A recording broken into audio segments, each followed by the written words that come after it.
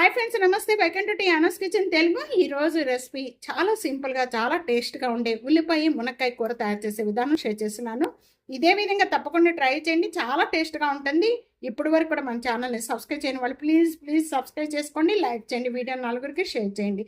Okay friends, రండి ఇది ఎలా తయారు చేయాలో చూసేద్దాం. ఈ రెసిపీ తయారు చేసుకోవడానికి నేను ప్యాన్లో 3 టేబుల్ స్పూన్ ఆయిల్ వేస్తున్నాను. ఆయిల్ బాగా కాగిపోయిన వెంటనే ఒక 1/2 టేబుల్ స్పూన్ జీరా, 1/2 టేబుల్ స్పూన్ ఆవాలు, ఈ 2 వేగుతూ ఉండగానే ఒక ఎండుమిర్చి, ఉల్లిపాయ, పచ్చిమిర్చి.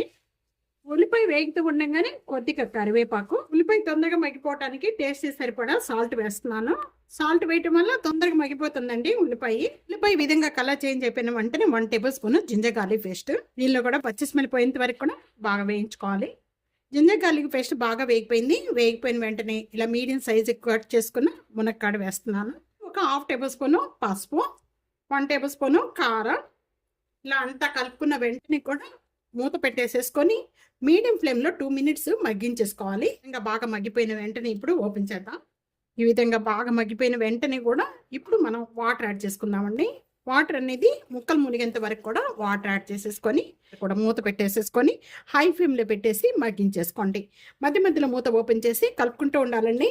కుక్కర్లో అయితే వాటర్ చాలా తక్కువగా పోసుకోవాలి. అలాగే ఒక్క విజిల్ వచ్చే వరకు కూడా కుక్ చేసుకుంటే మునక్కాడ ఉల్లిపాయ కర్రీ రెడీ అయిపోతుంది. చాలా టేస్ట్గా ఉంటుందండి.